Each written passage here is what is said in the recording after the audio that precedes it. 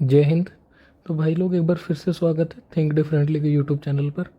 अच्छा, आज ना हम लोग टॉप 30 एमसीक्यू टाइप क्वेश्चन देखने वाले हैं पोलिनोमियल्स चैप्टर के। तो यार एक बार ना पोलिनोमियल्स चैप्टर का ओवरव्यू ले लो कि इसकी बोर्ड में वेटेज किस हिसाब से है। तो देखो यार, पोलिनोमियल्स चैप्टर जो है इसमें से लगभग 2 से 3 सवाल आते हैं। देखो, 2 सवाल तो पक्का ही पक्का आते हैं, इसमें से एक तुम्हारा एमसीक्यू टाइप होता है और एक तुम्हारा 2 नंबर का सवाल होता है। तो कुल मिला के ये चैप्टर हार्डली 4 से 5 नंबर का ही बोर्ड एग्जाम में दिखाई देता है। ठीक है। अब देखो, जो तुम्हारा एमसीक्यू टाइप क्वेश्चन होते हैं वो जनरली आता है इस वाले पार्ट से, जहाँ पर तुमसे वो ग्राफ दे के नंबर ऑफ रूट्स पूछ लेगा, डायरेक्ट वैल्यू डलवा देगा, या फिर हल्की फुल्की एलसीएम वगैरह लेके सॉल्विंग करा देगा। जो दूसरा तुम्हारा टाइप आता है जहाँ पर तुमसे 2 नंबर का सवाल पूछेगा, वहाँ पर तुमसे अल्फा बीटा दे करके इनमें से किसी भी चीज़ के या फिर ऐसे ही और टाइप के क्वेश्चन मतलब उनकी चीज़ें तुमसे पूछ लेगा। तो आज हम लोग ये वाला पार्ट कवर करेंगे और मोस्टली वो सारे टाइप हम लोग कवर कर लेंगे जिस पे बोर्ड एग्जाम में क्वेश्चन आते हैं। तो चलो यार शुरू करते हैं। चलो भाइयों, पहला क्वेश्चन देखते हैं। अच्छा, क्वेश्चन स्टार्ट करने से पहले मैं बता देता हूँ, मैंने ये जो चैनल बनाया था इस चैनल की मेन अप्रोच ये थी कि तुम लोग कैसे चीज़ों को जल्दी कर पाओ, कंसेप्ट को ग्रैस्प कर पाओ, ये चीज़ें मैं समझाऊँ। जो बोर्ड में लिखने का तरीका होता है यार, वो मैं इतना अच्छे से देखो नहीं समझा पाऊँगा, लेकिन हाँ मैं हर क्वेश्चन को फास्ट कैसे करें, एमसीक्यू को एमसीक्यू के अप्रोच से कैसे सॉल्व करते हैं, ना कि लेंदी मेथड सॉल्व करते हैं, वो सब कुछ तुम्हें यहाँ पे बहुत अच्छे से समझाऊंगा। तो चलो पहला क्वेश्चन देखते हैं। पहले क्वेश्चन में अपन लोगों से बोला है 1 0 of this polynomial is negative of the other, find the value of के। अच्छा देखो, क्वेश्चन सॉल्व करने से पहले ये देख लो, तुम्हारे पास 3 मेन पिलर होते हैं किसी भी क्वेश्चन को निपटाने के लिए, फोड़ने के लिए। एक तो होता है गिवन वैल्यू, तुम ये देखो तुम्हारे पास गिवन है क्या। फिर दूसरा ये देखो तुम्हारा टारगेट क्या है, तुम्हें असल में निकालना क्या है, वो तुम्हारा टारगेट है। फिर ये देखो तुम कर क्या सकते हो, तुम्हें ये देखना है कि तुम कर क्या सकते हो। और कर क्या सकते हो से मेरा मतलब ये है कि तुम क्या कर सकते हो जिससे तुम्हें प्रॉफिट हो रहा हो, फ़ायदा मिले तुम्हें क्वेश्चन में।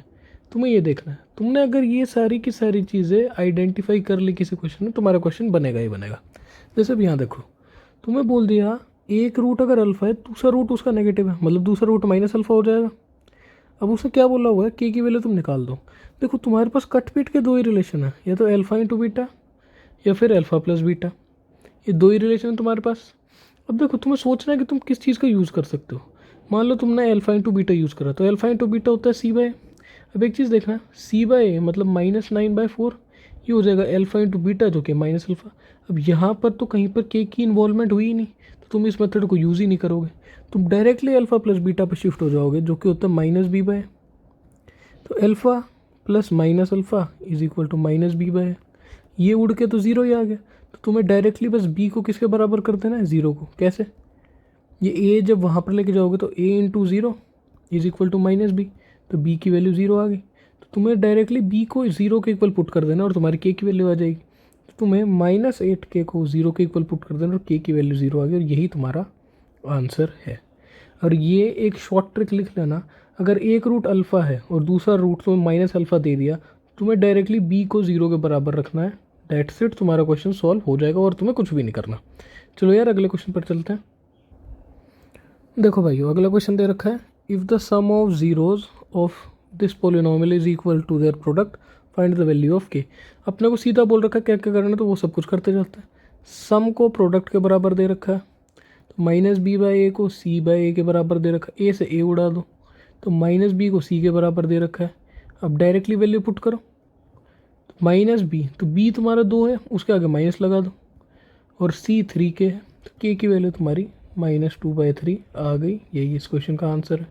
अब एक चीज़ समझना, जब तुम बोर्ड एग्जाम में ये क्वेश्चन करोगे, मान लो यही क्वेश्चन या इसी सेम टाइप का क्वेश्चन आ जाता है, तो तुम्हें क्या ये चीज़ लिखनी ज़रूरी है? भाई एमसीक्यू में ना कोई नहीं देखने वाला तुम क्या स्टेप लिखने लग रहे हो, इसे इग्नोर करो, मत लिखो। बल्कि अगर दिमाग में ये कर सकते हो ना कि हाँ -b/a को मुझको c/a के बराबर रखना है, तो दिमाग में ये ए से ये भी उड़ा दो, डायरेक्टली -b को c के बराबर रख दो। तुम्हें टाइम बचाना है, एमसीक्यू में कोई नहीं देखेगा तुम कैसे सॉल्व करने वाले हो, और यही मेन पर्पस रहेगा तुम्हारे एमसीक्यू को फास्ट सॉल्व करने का। चलो अगला क्वेश्चन देखते हैं। देखो यार, थर्ड क्वेश्चन में अपन लोगों से बोल रखा है, the sum and product of zeroes of quadratic polynomial are 2 and -15, the quadratic polynomial is. ठीक है, अपन लोगों से अल्फ़ा प्लस बीटा दे दिया 2, अल्फ़ा इंटू बीटा दे दिया -15। फॉर्मूला x² माइनस दोनों का सम, प्लस दोनों का प्रोडक्ट। तो ये इक्वेशन आ गई तुम्हारे पास, बी ऑप्शन करेक्ट है। अब एक चीज़ समझना, ये पेपर में आ गया तो कैसे सॉल्व करोगे वो ज़्यादा ज़रूरी है। ये लिखने की कोई ज़रूरत है नहीं है, ये दिमाग में रखो ना ये चीज़ें। मैंने लेजिट बच्चों को देखा है जो ये चीज़ें भी लिख देते और फिर बोलते हैं हमारे एमसीक्यू टाइम पे नहीं होते, पेपर छूट जाता है। कौन देख रहा है यार, तुम्हें लिखोगे या नहीं, दिमाग में रखोगे अल्फा प्लस बीटा ये अल्फा इंटू बीटा ये। दिमाग में फॉर्मूला बनाओ क्या, एक्स स्क्वायर, जैसे मान लो मैं इसे सॉल्व करता तो कैसे करता, एक्स स्क्वायर माइनस अच्छा दोनों का सम और फिर प्रोडक्ट को ऐड कर दे, लो आ गया भाई दिमाग में। ऐसे तुम्हें एमसीक्यू को सॉल्व करना है, ये अप्रोच डेवलप करनी है, दिमाग पे थोड़ा जोर डालो। चलो अगला क्वेश्चन देखते हैं। देखो यार अगले क्वेश्चन में अपन लोगों से बोल रखा है 1/0 of the polynomial is 5/2 then the value of other zero is. अपन लोगों से बोल रखा है एक जो ज़ीरो है, मान लो अल्फ़ा 5/2 है, तुमसे बोल रखा है बीटा बता दो। एक चीज़ तुम सोचो, अब तुम प्रोडक्ट का यूज़ कर सकते हो या तो सम का यूज़ कर सकते हो, बात वही है। एक बार प्रोडक्ट को दिमाग, ये चीज़ें तुम्हें पेपर के टाइम दिमाग में सोचनी, अभी तो मैं समझा रहा हूँ। मान लो तुम प्रोडक्ट का यूज़ करते हो तो वो होता है माइनस बी बाई। अब एक बात बताओ, ये एम तो पहले ही अननोन है और तुम दूसरा अननोन वेरिएबल बीटा निकालने चलो, कभी निकाल पाओगे, निकलेगा ही नहीं। तो फिर तुम्हें कहाँ जाना होगा, सम की तरफ। ये चीज़ें तुम्हें दिमाग में सोचनी पड़ेगी जब की जब भी, ठीक है। पेपर में लिखने मत बैठना, नहीं नहीं नहीं नहीं, तुम कम से कम 5 से 10 सेकंड अपने वेस्ट कर दोगे ये, और ये टाइम तुम्हें बचाना है अपने लिए, ठीक है। तो तुम्हें दिमाग में ये सोचना है कि हाँ भाई मेरे को सम की तरफ बढ़ना चाहिए क्योंकि वो ज़्यादा आसान पड़ेगा। अब जैसे मैं सम करूँ तो अल्फ़ा प्लस बीटा होता है माइनस बी बाय, अब दिमाग में करो माइनस बी बाय मतलब -8 और उसके बाहर माइनस मतलब 8 और माइनस बी बाई ए मतलब 2 मतलब 8/2 मतलब 4। दिमाग में करो तो इसकी वैल्यू डायरेक्ट 4 लिखो। अब तुम्हें अल्फ़ा मैंने क्या मान रखा है, अल्फ़ा मैंने 5/2 मान रखा, बीटा निकालना है तो बीटा क्या आ जाएगा 4 - 5/2। इसे दिमाग में करो 4 - 2.5 ये 1.5 ये 3/2, सी ऑप्शन तुम्हारा करेक्ट हो जाएगा। जितना ज़्यादा तुम दिमाग में करोगे तुम्हारा टाइम बचेगा। तुम लिखने में 5 से 10 सेकंड वेस्ट करोगे ही करोगे हर क्वेश्चन में, वो 5-10 सेकंड वेस्ट करने के बजाय तुम दिमाग में सोच लो, क्या पता वही चीज़ 2 से 5 सेकंड में तुम लोग कर दो। तुम्हें टाइम बचाना है जितना ज़्यादा हो सके। अब अगला क्वेश्चन देखते हैं। देखो भाइयों अगला क्वेश्चन बोल रखा है if the quadratic polynomial p x is divisible by x minus 4 and 2 is 0 of p x then find the equation of p of x. ठीक है, देखो एक्स माइनस 4 से डिवाइड हो रहा है मतलब एक्स माइनस 4 एक फैक्टर होगा, मतलब x माइनस 4 को मैं 0 के बराबर अगर रख दूंगा जो x की वैल्यू आएगी ये इसका एक 0 हो जाएगा। तो x इज इक्वल टू 4 भी एक 0, x इज इक्वल टू 2 भी एक 0। अब डायरेक्ट निकाल दो इक्वेशन, एक्स स्क्वायर माइनस दोनों का सम प्लस दोनों का प्रोडक्ट, ये तुम्हारा आंसर आ गया। कौन सा ऑप्शन है, बी ऑप्शन करेक्ट आ गया। देखो मैंने कैसे सॉल्व करा, तुम भी ऐसे बोल बोल के करो क्या, एक्स स्क्वायर माइनस दोनों का सम प्लस दोनों का प्रोडक्ट। ये क्वेश्चन भी तुम लोग दिमाग में कर सकते थे, एटलीस्ट ये वाला स्टेप तो कर सकते थे कि अगर ये इसका फैक्टर है तो x is equal to 4 root होगा, और उसके बाद में तो पूरे तुम दिमाग में सॉल्व कर सकते हो। चलो अगला क्वेश्चन देखते हैं। चलो यार अगले क्वेश्चन में अपन लोगों से बोल रखा है 1/0 of polynomial this is reciprocal of the other than find value of के। अच्छा, जो स्टार्टिंग वाला क्वेश्चन था उसमें क्या था, अगर एक 0 अल्फ़ा है और दूसरा माइनस अल्फ़ा हुआ तो मैंने क्या ट्रिक बताई थी, बी को डायरेक्टली 0 पटक दो। सेम इसी में भी है। अब तुम सोचो तुम्हारे पास एक रूट अल्फ़ा है एक 1 अल्फ़ा है, तुम्हें प्रॉफिट किससे मिलेगा, सम से या प्रोडक्ट से। यहाँ पे 1 अल्फ़ा।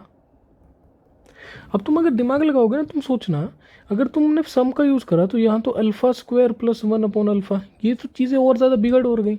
तो तुम याद रखना जब अगर रूट तुम्हारा एक अल्फ़ा है दूसरा तुम्हारा 1/अल्फ़ा है, तुम प्रोडक्ट का यूज़ करोगे, और प्रोडक्ट ऑफ द रूट्स क्या होता है, सी बाय। ये तो उड़ ही गया, तो तुम्हें ए को डायरेक्टली सी के बराबर रखना है। तो ये भी हमारी एक ट्रिक बन गई, और ट्रिक क्या है, अगर एक रूट अल्फ़ा है और दूसरा 1/अल्फ़ा दे दिया तो तुम्हें डायरेक्टली ए को बराबर रखना है सी के। ये एक और ट्रिक बन गई जिसे तुम नोट पॉइंट में डाल लेना, बहुत ज़्यादा जगह काम आती हैं ये दोनों की दोनों ट्रिक। बहुत सारे क्वेश्चन जहाँ पर इसका डायरेक्ट यूज़ होता है। तो मैं डायरेक्टली ए को बराबर रख दूंगा सी के, ए को सी के बराबर रखा मतलब के स्क्वायर प्लस 4 को बराबर रख दूंगा 4 के। अब एक काम करो, के square minus 4 k plus 4 is equal to 0। Observation skill अगर थोड़ी बढ़ाओगे तो ये के माइनस 2 का होल स्क्वायर ही आ गया, तो के की वैल्यू तुम्हारी डायरेक्टली 2 आ गई, और यही तुम्हारा आंसर है फर्स्ट ऑप्शन। अच्छा मान लो किसी बच्चे की ऑब्जर्वेशन स्किल इतनी अच्छी नहीं है, वो यहाँ पर लाके फैक्टर करने में मान लो टाइम वेस्ट कर देता है, तो एक काम करो तुम, अगर तुम्हें लग रहा है कि तुम टाइम वेस्ट करोगे फैक्टर बनाने में तो तुम वैल्यू पुट करो, क्योंकि वैल्यू ज़्यादा बड़ी तो है नहीं। मान लो के की वैल्यू मैंने 1 डाली, तो के की वैल्यू 1 यहीं से डाल दो इस वाले डब्बे में। के की वैल्यू मैंने 1 डाली तो लेफ्ट हैंड साइड में तो मेरा 1 + 4 5 आ जाएगा। और राइट हैंड साइड में मेरा 4 ही रहेगा, बराबर नहीं है तो ये तो सॉल्यूशन नहीं है। -1 पे देखो, -1 पे भी यहाँ 5 आ रहा है, यहाँ -4 आ रहा है, ये अब भी बराबर नहीं है तो ये भी सॉल्यूशन नहीं है। -2 डालो, -2 पे यहाँ पर तुम्हारी वैल्यू देखो, -2 का स्क्वायर मतलब 4, 4 + 4 मतलब 8। यहाँ पर क्या आ रहा है 4 × -2 -8, तो ये भी वैल्यू नहीं है, तो करेक्ट आंसर तुम्हारा ए ऑप्शन हो जाएगा। तुम ऐसे भी देख सकते हो। चलो अगला क्वेश्चन देखते हैं। देखो भाई लोग, अगले क्वेश्चन में बोला हुआ है value of k such that the quadratic polynomial this has sum of the zeroes equal to half of their product. तो सम को हमें प्रोडक्ट के हाफ करना है, जो बोला है कर दो जल्दी से, अल्फा × β/2। अच्छा अब सुनो, अगर मान लो पेपर में ये होता तो मैं ये स्टेप नहीं लिखता, क्योंकि MCQ टाइप क्वेश्चन है, मैं स्टेप लिखूंगा ही नहीं। मैं डायरेक्ट क्या कर देता, दिमाग में इस चीज़ को करता कि ठीक है मेरे को -b/a को करना है c/a/2, ये उड़ा देता, तो मैं -b को डायरेक्टली c के बराबर रख देता। तुम्हें इतनी चीज़ें दिमाग में सॉल्व करनी आनी चाहिए, जितना ज़्यादा दिमाग में करोगे उतना अच्छा है। अब तुम सोचो, एक बार के लिए मान लो तुम ये वाला स्टेप लिखते, फिर तुम ये वाला स्टेप लिखते, तुमने लगभग 5 से 10 सेकंड बर्बाद कर दिए। अगर तुम दिमाग में करते तो तुम डायरेक्ट यहाँ से शुरू कर देते।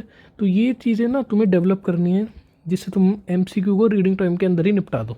तो -b को मेरे को c के बराबर, -2b को मेरे को c के बराबर करना है, कर दो भाई। -2 × -b कितना आ जाएगा, एक सेकेंड, ये थोड़ा वो हो गया। तो -2 × b -k + 6 = c 2k + 1। मेरे को बस ये करना था, माइनस से माइनस उड़ जाएगा और इस 2 से ये वाला 2 उड़ जाएगा, तो k + 6 = 2k + 1। तो k की वैल्यू मेरी 5 आ गई। यही तुम्हारा आंसर। अच्छा ऑप्शंस नहीं है इसमें, इसका ऑप्शन शायद मैं लगाना भूल गया। चलो अगला क्वेश्चन देखते हैं। देखो भाई अगला क्वेश्चन बोल रखा है alpha beta are the zeros of this polynomial such that, ये वाला एक्सप्रेशन 0 के बराबर है, c की वैल्यू अपन से पूछी हुई है। अच्छा ऐसे क्वेश्चन में ना या तो ट्राई करा करो किसी तरीके से तुम अल्फा बीटा निकाल लो, फैक्टराइज करके जल्दी हो जाती चीज़ें, लेकिन यहाँ पर तुम निकाल नहीं सकते क्योंकि तुम्हारे पास एक अननोन वेरिएबल p पहले से ही है। तो एक काम करो, क्योंकि तुम निकाल तो सकते नहीं, इस डब्बे को खोल लो, कुछ तो बात बनेगी। तुम्हारे मन में ये बात ज़रूर रहेगी कि हमें कैसे पता चलेगा कि ये चीज़ें करनी है। तो भाई इसका सीधा सा जवाब है जान पहचान दोस्ती। जितने ज़्यादा क्वेश्चन तुम करोगे, जितनी ज़्यादा जान पहचान बनाओगे, उतना ज़्यादा तुम्हें समझ आ जाएगा। अब देखो मैंने करा क्या, ये डब्बा मेरे को = 0 दे रखा था, मैंने इस डब्बे को खोल दिया, तो इसकी मल्टीप्लाई इससे अल्फा बीटा, इसकी मल्टीप्लाई 1 से अल्फा, इसकी मल्टीप्लाई बीटा से बीटा, 1 की मल्टीप्लाई 1 से 1 आ गया। ठीक है, अब इन सब की वैल्यू तो मैं पुट कर सकता हूँ, यही तो रिलेशन होता। तो चलो इसको एक बार खोल देते हैं और वैल्यू पुट कर देते हैं।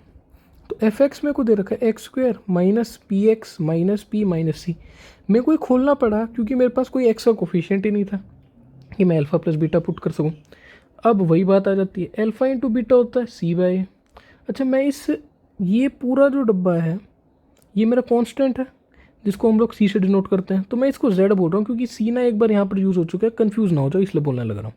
तो अल्फ़ा × बीटा क्या आ जाएगा z/a, और z/a मतलब -p - c/a जो कि ये 1 ही, प्लस अल्फ़ा × बीटा होता है -b/a, -b मतलब -p + 1 = 0। अब इस वाले से तो ये पूरा उड़ ही गया, तो मेरे पास c की वैल्यू डायरेक्ट लेके आ गई 1। ये तुम्हारा करेक्ट आंसर है, फर्स्ट ऑप्शन। अच्छा फिर एक बात और समझो, जैसे मैंने यहाँ पर MCQ को सॉल्व करते टाइम क्या करा, ये वाला स्टेप दोबारा लिखा है ना, मल्टीप्लाई करने से पहले। पेपर के टाइम पे तुम्हें ये नहीं करना, बिल्कुल भी नहीं करना। जब तुम्हें क्वेश्चन में ये चीज़ लिख के दे ही रखी है, तुम यार दोबारा लिख के क्या फ़ायदा मिलने लग रहा है तुम्हें। ठीक है, तुम्हें टाइम बचाना है, ये वाला स्टेप दोबारा नहीं लिखना, डायरेक्टली इसको खोल के लिख देना रफ शीट, जो तुम पेपर की लास्ट जगह होगी वहाँ पर रफ वर्क की जगह पे डायरेक्टली इसे खोल के लिखना और वैल्यू पुट कर देना। ठीक है, तुम्हें मैं मेन अप्रोच बताऊँगा कैसे MCQ को टैकल करना है। चलो अगला क्वेश्चन देखते हैं। देखो भाई लोग 9th क्वेश्चन में अपन लोगों से बोला हुआ है alpha beta are zeros of this polynomial, find the value of this डब्बा। एक बात ध्यान रखना, ऐसे टाइप के क्वेश्चन आए या तो ट्राई करो अल्फा और बीटा निकाल लो, डायरेक्ट वैल्यू फिर डाल देना, लेकिन यहाँ पर तुम अल्फा बीटा निकाल नहीं पाओगे, इसके फैक्टर नहीं बन रहा है। अब जैसे इस डब्बे की वैल्यू निकालनी है 1/α + 1/β - अल्फा × बीटा। अभी देखो जैसे मैंने इस चीज़ को दोबारा से लिखा, पेपर के टाइम पे तुम्हें इसे दोबारा नहीं लिखना, ये बात याद रख लेना, तुम टाइम वेस्ट करोगे अपना। अच्छा इसकी वैल्यू तो मेरे को पता ही है, अल्फा × बीटा होता है c/a यहाँ पे क्या है -4/1, तो -4 और पूरे के बार माइनस, तो ये 1/α + 1/β प्लस 4 है, इसकी वैल्यू मेरे को निकालनी है। अब ना इसकी वैल्यू तुम लोग डायरेक्ट याद भी रखना, बहुत सारे क्वेश्चनों में इसकी वैल्यू डायरेक्टली पूछी जाती है, बल्कि इस साल के क्वेश्चनों में भी इसकी वैल्यू पूछी गई है। देखो 1/α प्लस 1/β है। एक काम करो एलसीएम ले लो, तो एलसीएम लोगे तो ये तो यहाँ पर टक के मारो, इसे यहाँ पर टक के मारो, यहाँ पे आ जाएगा अल्फा प्लस बीटा, नीचे आ जाएगा alpha into beta. Alpha plus beta होता है minus b by, alpha into beta होता है सी बाय। तो ए से ए तो उड़ ही गया, ये आ जाएगा माइनस बी बाय सी। ठीक है, तो ये बात याद रखना, 1/α प्लस 1/β की वैल्यू होती है माइनस बी बाय सी। बहुत सारे क्वेश्चनों में इसका डायरेक्ट यूज़ होता है, बहुत सारे क्वेश्चनों में। तो अब तुम्हें इसकी वैल्यू डालनी है, 1/α प्लस 1/β प्लस 4। सॉल्व कर दो, इस पूरे डब्बे की वैल्यू हमने देख ली माइनस बी बाय सी होती है, डाल दो। तो माइनस बी माइनस -1/सी प्लस 4, ये क्या आ जाएगा -1/4 प्लस 4। एलसीएम ले लो तो क्या आ जाएगा 15/4, फर्स्ट ऑप्शन।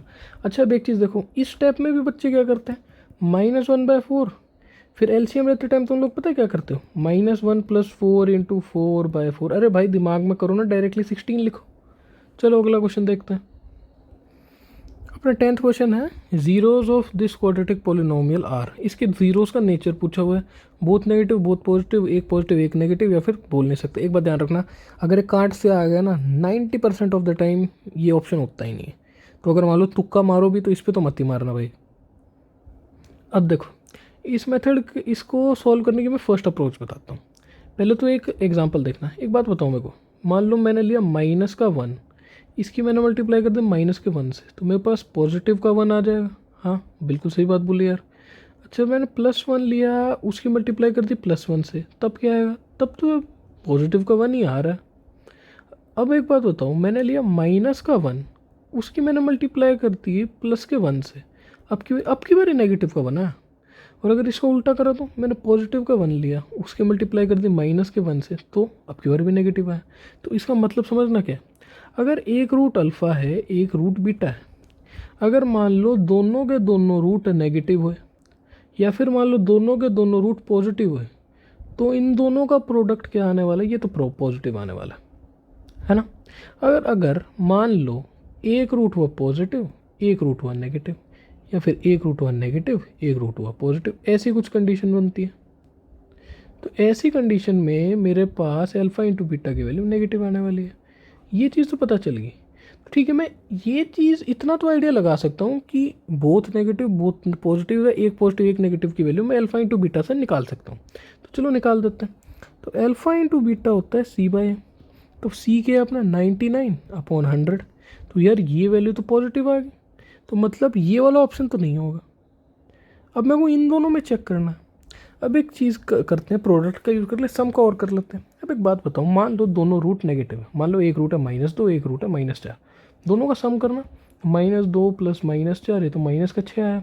अगर मान लो एक रूट 2 होता एक रूट 10 होता, दोनों रूट पॉजिटिव है, तो 2 + 10 कितना आया, यार ये तो 12 आ गया। तो इसका मतलब ये हुआ, अगर दोनों रूट पॉजिटिव हुए तो सम भी पॉजिटिव आएगा, अगर दोनों रूट नेगेटिव हुए तो सम भी नेगेटिव आएगा। सेम प्रॉपर्टी का यहाँ पर यूज़ कर देते हैं। अल्फ़ा प्लस बीटा होता है -b/, ये अपना क्या है -50/100। यार ये तो नेगेटिव आया, तो इसका मतलब क्या हुआ, दोनों के दोनों रूट नेगेटिव है, और इसका ए ऑप्शन आ जाएगा। ये एक ठीक क्वेश्चन था। अच्छा इसका ना एक दूसरा मेथड और देख लेते हैं। देखो भाई लोग, इसका ना एक सेकंड मेथड और देखो सेकंड मेथड जो है वो है ग्राफ से। एक काम करो, इस 99 को ना एक बार के लिए भूल जाओ, मैं तुमसे बोल रहा हूँ तुम सिर्फ इस वाले डब्बे को देखो। तो इस वाले डब्बे को अगर तुम सिर्फ देखोगे, तुम्हारे पास क्या आ जाएगा, 100x² प्लस 50x। मैं बोलूँगा इसके ज़ीरोज़ निकालो। ठीक है, ज़ीरोज़ निकालोगे तुम 50 कॉमन ले लोगे, x कॉमन ले लोगे, तुम्हारे पास आ जाएगा 2x + 1। मल्टीप्लाई करके देखो सेम पोलिनोमियल आ रहा है। तो एक तो ज़ीरो मेरा आ गया 0 पर ही, और एक मेरा आ गया -1/2 पर। अब मैं बोल रहा हूँ इसका ग्राफ ड्रॉ कर दो। तो ग्राफ ड्रॉ करना है, मैंने बहुत अच्छे से तुम्हें पिछले लेक्चर्स में बता रखा है। यहाँ पे मान लो -1/2 है, और एक चीज़ देखना, x² का कोफिशिएंट 100 है, मतलब बहुत ही तेज़ी से ऊपर बढ़ने लग रहा है ग्राफ। ये चीज़ मैंने लेक्चर्स में बता रखी है। तो मतलब बहुत तेज़ी से ऊपर बढ़ रहा होगा ग्राफ, कुछ ऐसा कुछ ग्राफ बन जाएगा इस वाले पोलिनोमियल का।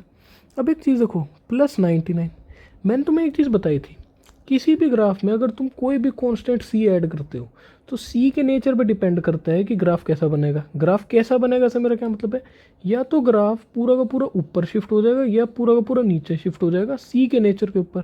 अगर सी पॉजिटिव हुआ तो ग्राफ ऊपर को शिफ्ट हो जाएगा, अगर वो जो सी कांस्टेंट तुमने ऐड करा वो नेगेटिव हुआ तो ग्राफ नीचे को शिफ्ट हो जाएगा। अब एक चीज़ देखना, तुमने +99 करा है मतलब ग्राफ पूरा का पूरा ऊपर को शिफ्ट हो जाएगा। अब एक चीज़ देखो, ग्राफ को तुम्हें सिर्फ ऊपर शिफ्ट करना है। मान लो ये ग्राफ पहले था, तुमने ग्राफ को ऊपर की तरफ शिफ्ट कर दिया, तो तुमने शिफ्ट करा जब ऊपर की तरफ, तो अब की बारी क्या हुआ होगा भाई, ये यहाँ था पहले, यहाँ से तुमने ऊपर शिफ्ट कर दिया, यार कुछ ऐसा बन गया होगा, है ना। ऊपर की तरफ तुमने ग्राफ शिफ्ट करा। अच्छा मान लो ऐसे भी नहीं, और ऊपर शिफ्ट हो गया होगा, इतना ऊपर चला गया होगा, अरे भाई और ऊपर, ठीक है इतना ऊपर चला गया होगा। लेकिन एक बात बताओ, ये दोनों के दोनों रूट तो नेगेटिव ही आए ना इस इक्वेशन के। ये ऐसा तो हुआ नहीं कि ये ग्राफ जो था ये तुमने ऊपर शिफ्ट करा तो ये यहाँ पे भाग गया, नहीं, ये तो बस अपनी जगह पर ही ऊपर चला गया। तो इस अप्रोच से भी तुम लोग देख सकते हो कि ये अब भी जो इसके दोनों रूट आ रहे हैं वो नेगेटिव एक्स एक्सिस पर ही आएंगे। इस तरीके से भी सोचोगे तो दोनों के दोनों रूट नेगेटिव आएंगे। चलो अगला क्वेश्चन देखते हैं। चलो यार अगले क्वेश्चन में अपन लोगों से बोला हुआ है find the value of k such that this polynomial has sum of the zeroes as double of their product. जो बोला है कर दो, सम ऑफ द जीरोज को डबल ऑफ देयर प्रोडक्ट कर दो। -b/a को बराबर रखना c/, तो मैं डायरेक्ट लिख रहा हूँ -b को तुम्हें किसके बराबर करना है, 2c के। देखो ये मैंने माइंड में कर दिया कि a से a तो अपने आप उड़ेगा ही, तो -b लिख दो, -b आ गया k+6 2c, 2 × 2 2k+1। ये कॉमन मिस्टेक है बच्चे, ये वाले जो दो है इसको और इसको मतलब सेम सेम मान लेते हैं, इस वाले दो को भूल जाते हो कई बार तुम लोग, तो ध्यान रखना। तो k+6 इसके बराबर आ गया भाई, ये आ गया 8k+4 के बराबर। अब इसको हाँ इसको यहाँ पटक दो, उसको यहाँ पटक दो, तो हमारे पास क्या आ जाएगा 2 = 7k, k की वैल्यू आ गई 2/7। अरे ये क्या बन गया, अब ठीक है। और एक चीज़ और समझो, मान लो तुमने सॉल्व करा, तुम यहाँ इस स्टेप पर आ गए, इस स्टेप पर आने के बाद में बच्चे गलती करते हैं। क्या गलती करते हैं, इस स्टेप के बाद में वो अगला स्टेप ये लिखते हैं। क्यों लिख रहे हो, जब तुमने ये देख ही लिया कि के की वैल्यू यहाँ से तुम्हें दिख रही है 7k, तो मतलब के की वैल्यू तो 2/7 ही है ना, तुम अलग से लिख के क्या साबित करना चाह रहे हो। तो फिर बेफालतू के मतलब तुम्हें मजदूरी नहीं करनी है, जब तुम्हें यहाँ से दिखने लग रहा है तो ये अलग से मत मेंशन करो, कोई नहीं देख रहा भाई, सी ऑप्शन। चलो अगला क्वेश्चन देखते हैं।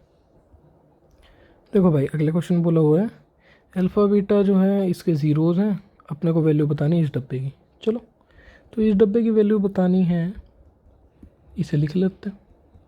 पेपर के टाइम पे क्या तुम इसे दोबारा लिखोगे, नहीं लिखोगे, बेवकूफ़ी होगी अगर तुम ऐसा कर रहे हो तो।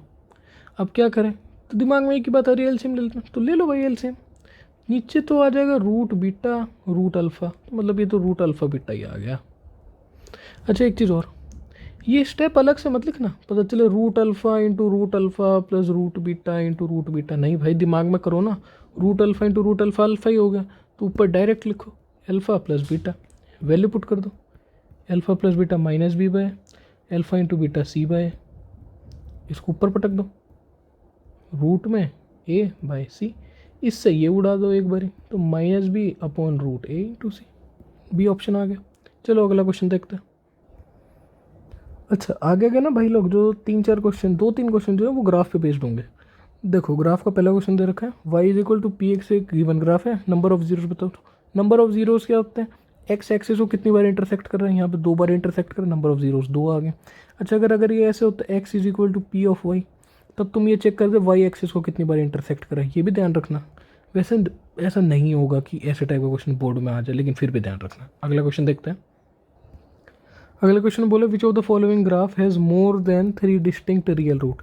3 डिस्टिंक्ट रियल रूट से उसका मतलब ये है कि तीनों के तीनों जो इंटरसेक्शन के पॉइंट होंगे, बल्कि उसमें मोर देन 3 बोले तो मतलब जो 3 से ज़्यादा इंटरसेक्शन के पॉइंट होंगे सब के सब अलग होंगे। यहाँ पर 2 पॉइंट है, ये नहीं होगा, यहाँ पर 1 2 3 है, ये नहीं होगा, यहाँ पर देखो 1 2 3 4 जगह पे कट कर रहे हो, तो सी ऑप्शन तुम्हारा करेक्ट है।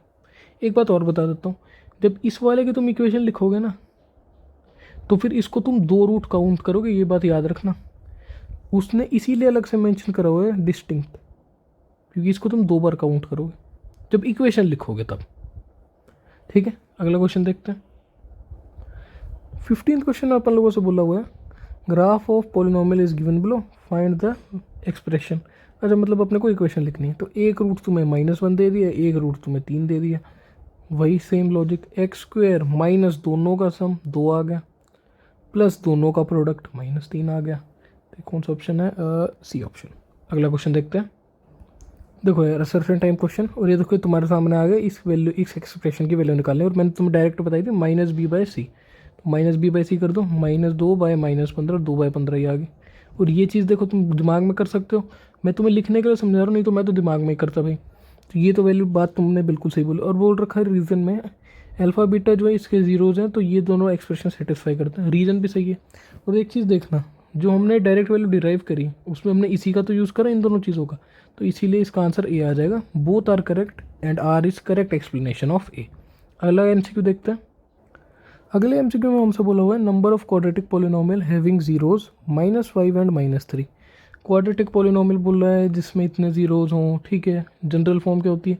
के एक्स स्क्वेयर माइनस दोनों का सम कितना आ गया -8 इंटू एक्स, प्लस दोनों का प्रोडक्ट 15। अब के की वैल्यू तो भाई बहुत सारी हो सकती है, तुम कुछ भी डाल सकते हो, तो इसलिए इसका आंसर क्या आ जाएगा? (3). इसी का अगला पार्ट भी देख लो। Alpha and beta are zeros of this polynomial, then the minimum value of alpha plus beta is. Minimum value पूछी हुई, ओ मिनिमम बोल रहा हूँ मैं भी, then the value of alpha plus beta is. अच्छा अल्फा प्लस बीटा होता है -b/, इसमें b है क्या कहीं? b तो यार दे ही नहीं रखा, b नहीं है तो 0 ही होगी। और ये दोनों के दोनों बोर्ड के क्वेश्चन, तुम देख लो कैसे आते हैं। चलो अगला क्वेश्चन देखते हैं। चलो भाई लोग, ये अपना 18th क्वेश्चन, अब इसको और सोल्व कर देते हैं। अच्छा यहाँ से जो पहले के 2 क्वेश्चन थे ना, और आगे के आने वाले कुछ क्वेश्चन जो हैं वो सारे बोर्ड्स के PYQ हैं। बोल रखा है find the zeros of this polynomial. देखो इसके भी मैं तुम्हें 2 मेथड बताऊंगा, एक जो है वो है आम जिंदगी, दूसरा जो है वो है मेंटोस जिंदगी। तो पहले तुम देखो आम जिंदगी। आम जिंदगी मेथड देखो, क्या करोगे? Factorise 3x² + 11x - 4। क्या पेपर के टाइम से दोबारा लिखोगे? नहीं, बेवकूफ़ी होगी अगर तुम दोबारा लिख रहे हो तो। डायरेक्ट फैक्टर सोचो। तुम्हें क्या बोला हुआ है? 4 × 3, मतलब तुम्हारे पास -12 आना चाहिए और सम पे 11 आना चाहिए, तो ये तो फैक्टर दिख ही रहे हैं। 3x² + 12x - x - 4। 3x यहाँ से कॉमन ले लो, x + 4 माइनस यहाँ से कॉमन ले लो, x + 4। तो यहाँ से आ गया x + 4 × 3x - 1। तो x की वैल्यू -4 और x की वैल्यू 1/3, ये आंसर है। और ये तुम्हारा है ए ऑप्शन। तो ये थी भाई आम जिंदगी। अब चलते हैं मेंटोस जिंदगी की तरफ। तो चलो यार अब देखते हैं मेंटोस जिंदगी मेथड। अब देखो मेंटोस जिंदगी में क्या है, तुम डायरेक्ट रूट मत निकालो, तुम थोड़ा लॉजिक लगाओ। लॉजिक अगर तुम लगाओगे, इसने इसके रूट पूछा हो, एक काम करो तो एक बार अल्फा इंटू बीटा चेक करना इस इक्वेशन के लिए। c/a वो क्या है? -4/3। अल्फा इंटू बीटा नेगेटिव है, इसका मतलब पता क्या हुआ? एक रूट पॉजिटिव होगा, एक रूट नेगेटिव होगा, यही तो मतलब हुआ इसका। तो भाई डी ऑप्शन हो नहीं सकता, सी ऑप्शन हो नहीं सकता। तुम सोचो तुमने 2 ऑप्शन पहले ही काट दिए सॉल्व करने से पहले। और कुछ देखते हैं। अच्छा यहाँ पर मैं ध्यान से अगर देखूँ, मेरे पास आ रहा है 11। सम ऑफ द रूट देखना -b/, तो मेरे को बस ये देखना है किसका सम ऑफ द रूट -11/3 आने लग रहा है। हो गया यार क्वेश्चन सॉल्व, ये ऑप्शन का है। अच्छा मान लो तुम ऐसे भी नहीं देखते, तो एक और मेथड सुनना मेरा। क्या है? देखो जब तुम इसके रूट्स को फैक्टर में कन्वर्ट करोगे, जैसे ये वाला ऑप्शन देखो करेक्ट है, तो x की वैल्यू एक तो तुम्हारी 1/3 है और x की वैल्यू एक तुम्हारी -4 है, तो फैक्टर क्या बने? ये बने। इसका मतलब पता है क्या हुआ? तुम्हें कैसे भी करके बड़े वाला जो फैक्टर है वो पॉजिटिव का चाहिए। भाई बड़े वाला फैक्टर पॉजिटिव का आएगा तभी तो इसका कोफिशिएंट पॉजिटिव का बनेगा।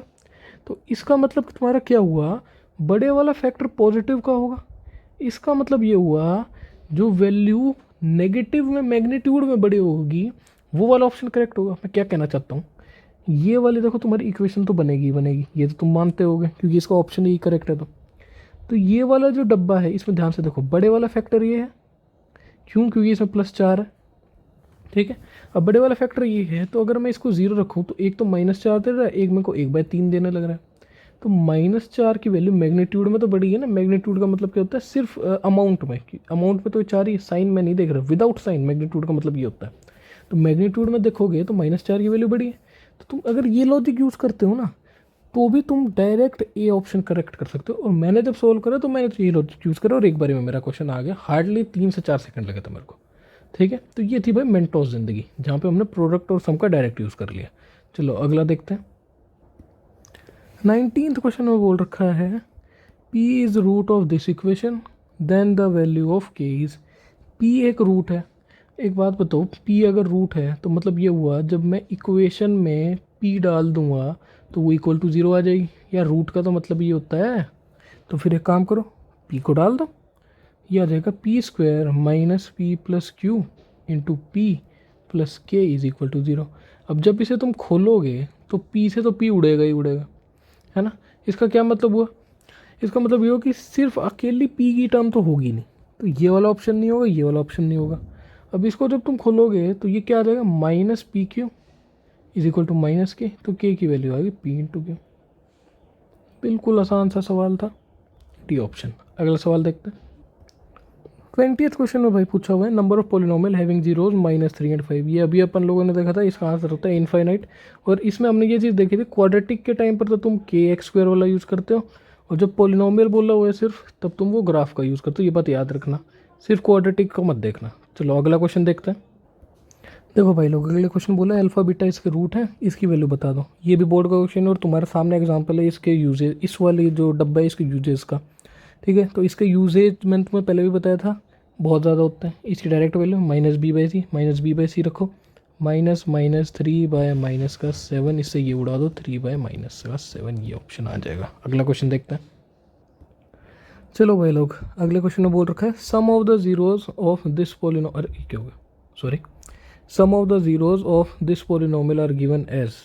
ठीक है, सम ऑफ द जीरोज मतलब -b/b की वैल्यू ही नहीं है, तो डायरेक्टली जीरो आंसर आ गया। अगला क्वेश्चन देखते हैं।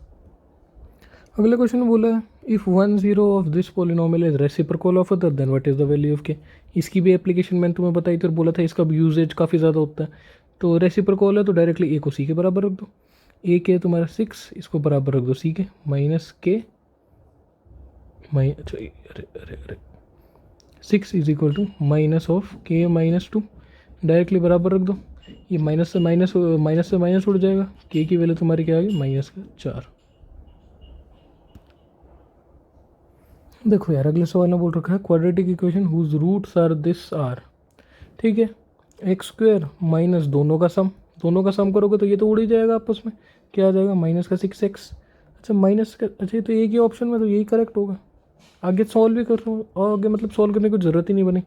अच्छा एक चीज़ ना याद रखना, यहाँ से ना एक कंसेप्ट आता है, एक चीज़ समझना, अगर तुम्हारे जो कोफिशिएंट्स हैं ना वो रियल हैं, ठीक है, रियल से मेरा क्या मतलब, √2, √3, पाई, ई, इन फॉर्म में नहीं है। ई भी एक मतलब जैसे पाई इरेशनल नंबर है, ई भी एक इरेशनल नंबर होता है, इन फॉर्म में नहीं है, तो उन कोफिशिएंट को रियल बोल लेंगे। तो ऐसे में नहीं है ना, तो जो तुम्हारे रूट होंगे ना वो कंजुगेट पेयर में एग्जिस्ट करेंगे। कंजुगेट पेयर मतलब 3 - √2 है, तो अगला कॉन्जुगेट पेयर 3 + √2 होगा। ठीक है, कॉन्जुगेट से क्या मतलब, यहाँ पे माइनस है, यहाँ पे प्लस आ गया। और ऐसा क्यों होगा, तुम सोचो, अगर मान लो ऐसा नहीं होता, एक्स स्क्वायर -x, मान लो दोनों के प्लस सेम साइन होते हैं, ये √2 तो कभी गायब होता ही नहीं। और क्योंकि ये √2 गायब नहीं होता तो कोफिशिएंट तो रियल आते ही नहीं, और कोफिशिएंट रियल नहीं है तो हम लोग बोल ही नहीं सकते थे कि यहाँ रियल कोफिशिएंट की इक्वेशन बनेगी। तो ये चीज़ ना दिमाग में रखना। इस पे बेस्ड एक असर्शन रीजन आया, वो मैं अगला क्वेश्चन दिखाता हूँ तुम्हें, कि अगर तुम्हारे कोफिशिएंट रियल हैं तो तुम्हारे जो रूट ये वाले ऐसे टाइप के जो रूट होंगे ना वो हमेशा कॉन्जुगेट पेयर में एग्जिस्ट करेंगे। चलो अगला टाइप जो है इसी पे बेस्ड है, देखते हैं। देखो ये तुम्हारे बोर्ड में जो क्वेश्चन आया था, देखा अगर 5 + √7 एक रूट है क्वाड्रेटिक इक्वेशन का जिसके कोफिशिएंट रैशनल है, तो जो दूसरा रूट होगा 5 - √7 होगा। तो ये बात बिल्कुल सही है, ट्रू है। मैंने ऊपर अभी एग्जाम्पल के साथ भी तुम्हें दिखाया था। रीजन में बोला है surd roots of quadratic equation with rational coefficient occur in conjugate pair. Surd root मतलब इसी फॉर्म में, जो रूट की फॉर्म में आए हैं, जैसे 5 + √2, ये सर्ज रूट है, ये हमेशा कॉन्जुगेट पेयर में एग्जिस्ट करेंगे अगर तुम्हारे कोफिशिएंट रियल है। ये भी बात बिल्कुल ट्रू है और इसका आंसर आ जाएगा A. Both are true and correct explanation है रीजन ए की। चलो अगला क्वेश्चन देखते हैं। देखो यार, ये भी एक असर्शन टाइप क्वेश्चन है और ये इसी साल के पेपर का क्वेश्चन है। बोल रखा है the polynomial p y has 2 roots 2 zeroes. एक बार सॉल्व करके देख लेते हैं। y² + 4y + 3। ठीक है, इसका तो डायरेक्ट पेयरिंग ही बन गई, y + 1 y + 3। हाँ तो बात तो सही है, इसके दो रूट्स हैं -1 और -3। अगला बोल रखा है अ quadratic polynomial can have at most 2 zeros। ये बात भी बिल्कुल सही है, दो ही पॉइंट पे मैक्सिमम उसका ग्राफ कट कर सकता है।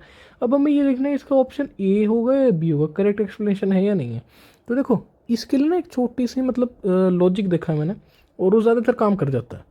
तो एक काम करा करो, तुम ये जो असर्शन है ना इसको पढ़ जाया करो, और उसके बाद में बिकॉज लगा दिया करो, और बिकॉज लगाने के बाद में रीज़न पढ़ा करो। अगर सेंस बन रही है तो ए होगा, नहीं बन रही तो बी होगा। जैसे the polynomial P Y is equal to ये has 2 zeros because a quadratic polynomial can have at most 2 zeros। तो हाँ भाई, उसके 2 zeros इसीलिए हैं क्योंकि एटमोस्ट तो दो ही हो सकते हैं, तो इसलिए इसका करेक्ट आंसर ए हो जाएगा। Both are true and correct explanation of A. चलो अगला देखते हैं। अगला क्वेश्चन भी ग्राफ पे, और ये तुम्हारे इसी साल के बोर्ड का पेपर है। बोर्ड का y is equal to f x given है नंबर ऑफ जीरोस, क्योंकि कट ही नहीं कर रहा कहीं पर भी, तो इसका आंसर डायरेक्टली जीरो आ जाएगा, एकदम फद्दू का। देखो यार इस वाले क्वेश्चन में देखते हैं क्या बोला है। इसमें बोला है एक्स प्लस ए जो है ये फैक्टर है दो पोलिनोमियल्स का, इस वाले का भी और इस वाले का भी। ए की वैल्यू पूछी हुई है। देखो एक्स प्लस ए फैक्टर है, इसका मतलब एक्स प्लस ए को मैं ज़ीरो डाल दूंगा, तो x is equal to minus A जो है एक ज़ीरो बन गया। ठीक है, ओ ओ ओ X is equal to minus A एक ज़ीरो है, ये बात दिमाग में रखना। ठीक है, तो x is equal to minus a zero है, तो जब मैं माइनस ए को दोनों पॉलिनोमियल में डालूंगा तो मेरे पास डब्बे की वैल्यू ज़ीरो आ जाएगी। डाल देते हैं। तो इस वाले में डाल रहा हूँ पहले x square plus P x, ये मैं दोबारा नहीं लिख रहा हूँ, तुम डायरेक्ट यहाँ से देख लेना। तो ये आ जाएगा A square minus A P plus Q is equal to zero, और एक आ जाएगा A square minus A M plus N is equal to zero. अब एक काम करते हैं, यहाँ से ए स्क्वायर की वैल्यू निकाल के इसमें पुट करते हैं, क्योंकि और तो कुछ अभी हम कर नहीं सकते। तो ए स्क्वायर की वैल्यू यहाँ से आ गई ए पी माइनस का क्यू, इसको मैं इस वाली इक्वेशन में डाल रहा हूँ। यह जगह ए पी माइनस का क्यू माइनस का ए एम प्लस का n is equal to zero. एक काम करो, जिन जिन टर्म्स में ए है उसे यहीं पे पट के रखो, बाकियों को उधर फेंक दो। तो यहाँ से आ जाएगा ए पी माइनस का a m is equal to q minus का एन, ए कॉमन लो, पी माइनस का m is equal to q minus का एन। ए की वैल्यू आ गई क्यू माइनस का एन अपॉन, ये पी आएगा। अब यार ये रेजर इतनी बड़ी कैसे होगी, क्यू माइनस का एन अपॉन पी माइनस का एम। अच्छा ऑप्शन देखते कोई मैच कर रहा है। अच्छा सब में ना एन आ गया है, तो एक काम, और नीचे भी एम आ गया, तो एक काम करो इसमें से माइनस कॉमन ले लो, ताकि यहाँ पर एन आगे आ जाए और यहाँ पर एम आगे आ जाए। तो यहाँ आ जाएगा एन माइनस का क्यू अपॉन एम माइनस का पी। मैंने क्या करा, यहाँ से भी माइनस कॉमन ले लिया, ठीक है, और यहाँ से भी माइनस कॉमन ले लिया। तो एन माइनस का क्यू एम माइनस का पी, और ये बी ऑप्शन है, ये तुम्हारा करेक्ट आंसर है। ये एक ठीक क्वेश्चन था। चलो अगला सवाल देखते हैं। देखो यारो अगले सवाल में बोला हुआ है sum of the remainder obtained when this is divided by X minus two and when it is divided by X plus one is zero. इसने क्या बोला, जब मैंने x माइनस टू से इसे डिवाइड करा तो कुछ रिमाइंडर R1 आया होगा, जब मैंने x प्लस वन से डिवाइड करा तो कुछ रिमाइंडर R2 है, दोनों का सम ज़ीरो के बराबर है। इसने बोल दिया भाई p की वैल्यू निकालो। अच्छा रिमाइंडर निकाल ले कैसे, तो मैंने ये चीज़ ना तुम्हें जो ग्राफ वाले क्वेश्चन की वीडियो थी उसमें बताया था। रिमाइंडर मतलब क्या करो, तुम x को 2 डाल दो और यहाँ पे x को क्या डाल दो, -1 डाल दो। मतलब इस डब्बे को ज़ीरो रखने के बाद जो तुम्हारी वैल्यू आ रही है x माइनस 2 को ज़ीरो रखो, तुम्हारी x की वैल्यू 2 आई, ये 2 डाल दो, और फिर यहाँ पर क्या रखो, x plus one is equal to zero, x की वैल्यू आ गई माइनस का 1, ये डालो, और फिर देखो रिमाइंडर का ये क्या बन गया भाई, सॉरी एक्स की वैल्यू आ गई माइनस का 1। ठीक है, अब एक एक करके वैल्यू डाल देते हैं। तो पहले वाले को इससे डिवाइड करो तो ये वैल्यू डाल दो, तो मैं डायरेक्ट डाल लग रहा हूँ। तो ये 2 into 8 plus P plus 2 into में 2 प्लस पी माइनस 2, ये रिमाइंडर है R1। R2 देख लेते हैं, R2 के लिए अपने को क्या डालने, -1 डाल दो इसी में, तो इसी में -1 डाले तो क्या आ जाएगा, -2 minus of P plus 2 plus P minus 2। इन दोनों को ऐड कर देते हैं, दोनों को ऐड करने के बाद जो रिजल्ट आया उसे इक्वल टू 0 पुट कर देंगे। ऐड करो भाई, तो ये तो आ गया 16 में से भाई, ये तो आ गया 16 में से 2 माइनस करोगे 14 आ गया, लिख दो 14। अच्छा ये 2 टाइम्स है इस टर्म्स का, ये इस टर्म का एक बार है, तो ये एक बार ही आ जाएगा। यार इसका ये 2 गुना है, इस वाली टर्म का ये 2 गुना है, मैं एक बार माइनस कर दूंगा तो एक बार ही तो बचेगा मेरे पास, इन दोनों को ऐड करो, प्लस 2p माइनस 4। अच्छा ये तो 3p बन गया, और ये कितना बन गया, तो ये माइनस का 4 और ये 16 में से मैंने 4 माइनस कर दिया, 12 आ गया, वहाँ पर ले जाओ 12 आ गया, p की वैल्यू तुम्हारी 4 आ गई। और ये कौन सा ऑप्शन है, -4 आ जाएगी क्योंकि यहाँ पे पॉजिटिव का है, माइनस भी आएगा। सी ऑप्शन तुम्हारा करेक्ट है। अगला क्वेश्चन देखते हैं। तो लास्ट क्वेश्चन देखते हैं भाई। लास्ट क्वेश्चन में बोला हुआ है स्टेट ट्रू और फॉल्स। अच्छा ये इस टाइप का क्वेश्चन ना बोर्ड में मुश्किल ही आएगा, लेकिन फिर भी मान लो एक बारी के लिए आ जाता है तो हमें हर चीज़ के लिए तैयार रहना चाहिए। तो एक बार ये वाला क्वेश्चन और देख लेते हैं। इसमें पहले एक स्टेटमेंट दे रखी है, if a quadratic polynomial f x is a square of linear polynomial then its 2 zeros are coincident. देखो जब मैंने ग्राफ पढ़ाए थे तुम्हें, तो तुम्हें बताया था ये वाला रूट जैसे अल्फ़ा है, ये वाला रूट जैसे बीटा हो गया। लेकिन एक बात बताओ, जैसे मान लो कुछ ऐसा रूट बन गया, तो फिर मैं बोलता था ना यही सेम रूट 2 बार रिपीट करेगा। तो तुम जब इसकी इक्वेशन लिखोगे कुछ ऐसा होगा, x minus alpha into x minus alpha, मतलब एक्स माइनस अल्फ़ा का होल स्क्वायर। तो ये लीनियर का स्क्वायर ही तो हो गया। तो ये वाली स्टेटमेंट एकदम ट्रू है। ये ग्राफ के लेक्चर में मैंने बहुत अच्छे से समझाया था तुम लोगों को। अगली स्टेटमेंट देखते हैं। अच्छा पहली स्टेटमेंट ट्रू होगी, मतलब ये दोनों ऑप्शन तो कट ही हो गए। तो अगर कायदे से देखा जाए तो मेरे को बस लास्ट चेक करना चाहिए, लेकिन मैं फिर भी सारी स्टेटमेंट तुम्हें समझाने लग रहा हूँ। अगर मान लो बोर्ड के पेपर में ऐसा सवाल आया, पहला ऑप्शन एलिमिनेट हो गया, तो डायरेक्ट वो चेक करना है जिससे तुम डिफ्रेंशिएट कर सको तुम्हारे दो ऑप्शन के बीच में। ठीक है, चलो अगले स्टेटमेंट देखते हैं। अगली स्टेटमेंट में बोला है if a quadratic polynomial f x is not factorisable into linear factor then it has no real roots. सही बात है ये भी। कैसे, एक्स स्क्वायर प्लस 1 देखना, क्या इसके फैक्टर कर सकते हो? नहीं कर सकते, कुछ भी कर लो। एक्स की तुम क्या वैल्यू डालोगे कि इसकी वैल्यू 0 आ जाए? हो ही नहीं सकता ऐसे। जब ग्राफ बनाए तब भी देखा था कि इसके कोई रियल फैक्टर ही नहीं है। तो अगर तुम फैक्टराइज नहीं कर सकते तो मतलब उसके रियल 0 भी नहीं है। ये बात भी ट्रू है।